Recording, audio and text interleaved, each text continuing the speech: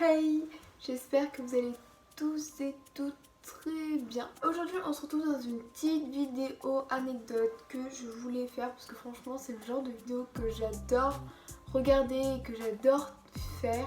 C'est vraiment ma passion, les petites anecdotes, les petits trucs comme ça, j'aime trop. On va dire que j'ai une enfance quand même assez mouvementée, enfin...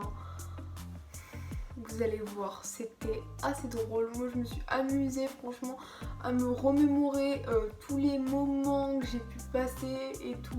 Et on va commencer alors. J'ai pas fait très large. J'ai fait du moment de ma naissance, on va dire, en quelque sorte quand j'étais bébé, jusqu'à la rentrée de CP. Donc après j'en ferai d'autres sur d'autres thématiques, forcément que sur les âges. Donc on va commencer par la première anecdote. Donc c'était pas sur moi, c'était sur mon chien que j'avais qui s'appelait Pablo. J'en ai pas beaucoup de souvenirs mais je l'aimais trop et lui aussi il m'aimait trop. À chaque fois il se mettait derrière ma porte de chambre et tout quand je dormais. Et il m'aidait déjà dans mes conneries. Quand on sortait en promenade, j'aimais pas avoir de chaussettes ni de chaussures sur les pieds. Du coup moi j'enlevais mes chaussures et forcément lui qu'est-ce qu'il faisait? Il tirait mes chaussettes. Franchement c'était mon meilleur ami et paix à son âme, le pauvre. Il me manque. Même une fois j'avais jeté un petit pois par terre et lui il s'amusait à aboyer dessus. Le petit pois il roulait et lui je sais pas ce qu'il croyait que c'était un insecte ou quelque chose comme ça, il aboyait dessus mais... Alors là cette anecdote franchement mais je me dis mais qu'est-ce que j'avais dans la tête. Franchement j'étais une enfant quand je dis terrible mais... On voit guimauve là petit bout de poil. Petit aparté.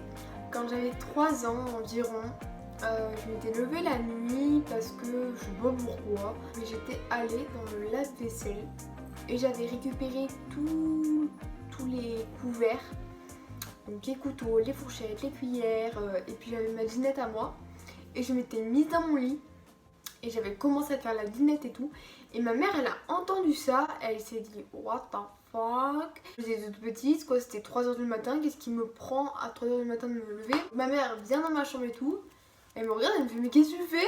Et moi j'étais là tu veux un thé? Non mais sérieusement, franchement je me demande ce qui m'était passé par la tête ce jour-là. Alors là, allez comprendre la troisième petite anecdote. Alors là, franchement, je sais pas, je tenais pas trop à la vie à cette époque-là non plus. Franchement, je me demande ce que je faisais sur Terre. Et il y avait un oiseau qui passait par la fenêtre et en fait, moi j'avais envie d'aller le rejoindre.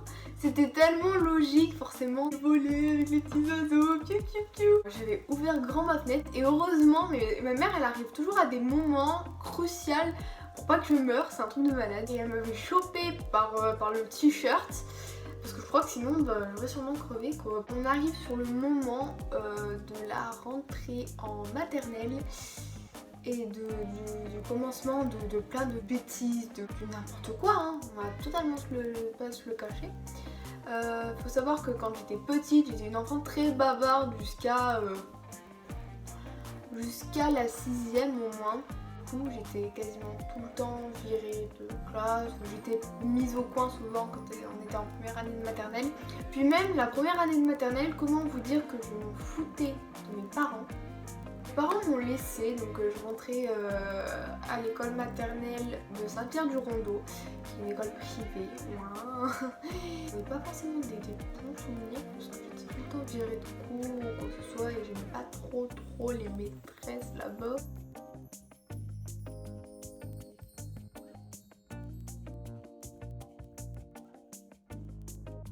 Mes parents ils m'avaient laissé comme tous les enfants aller. Moi je les ai quittés. J'ai pas été l'enfant maman.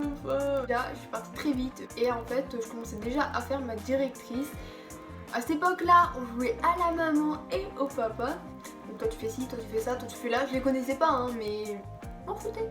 La deuxième anecdote aussi dans cette école, c'est que j'étais une enfant qui ne dormait pas. Et d'ailleurs je ne dors toujours pas. et en fait il y avait la sieste l'après-midi. Bah en fait un jour ma maîtresse elle a décidé de me prendre pour que je soi-disant dorme.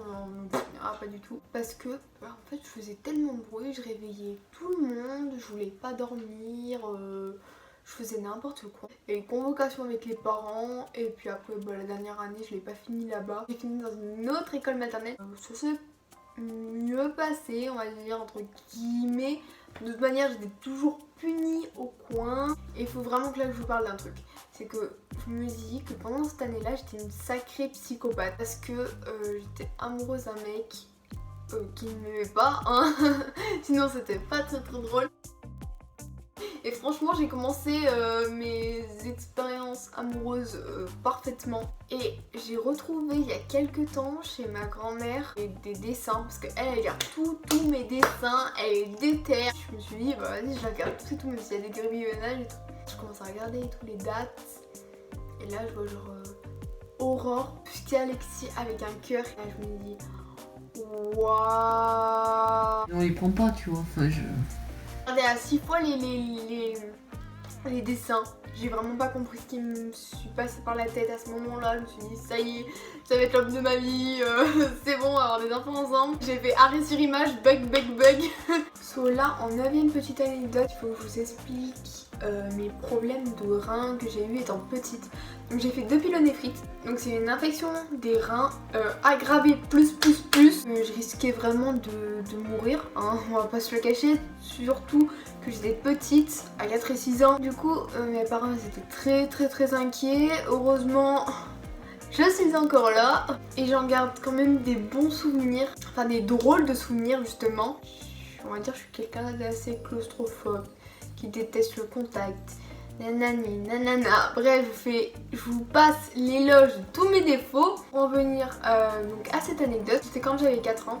Donc l'infirmière qui devait donc me piquer, elle voulait me mettre un masque du coup pour d'oxygène pour pas que je sente la douleur.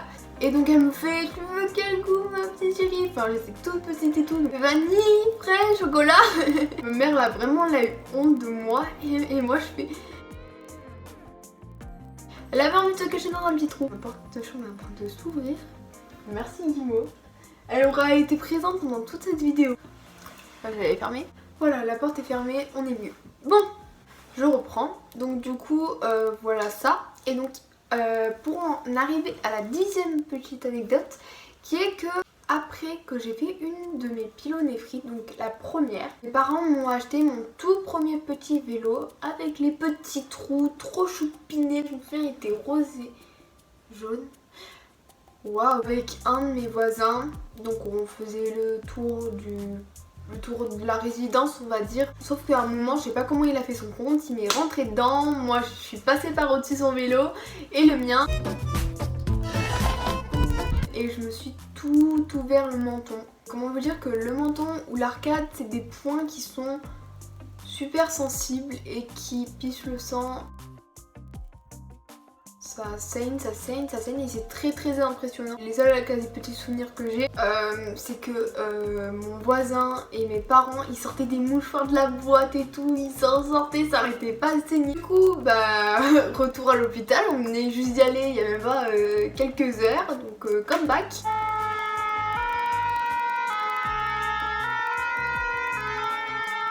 Donc j'ai 5 points de suture maintenant, donc ils se voient encore. Bon là ça se voit pas sur la vidéo. Voilà, petite anecdote de ma vie. Et puis après je vais m'arrêter là sur sur la dernière petite anecdote, qui est à dire que franchement ça va définir toutes mes années de primaire, qui est que ceux qui connaissent mes genoux, comment dire, alors j'ai vraiment les genoux qui sont plus que défoncés. On va pas se le cacher, j'adorais le sol, je sais pas comment je marchais. J'arrivais toujours à tomber par terre, j'avais le nez par terre. À croire que ça m'amusait. Voilà les petites anecdotes de mon début de mon enfance. Je continuerai ces petits épisodes d'anecdotes. Et sur cela, bah, je vous fais de gros bisous. Je vous dis à bientôt. Et voilà. Kiss kiss.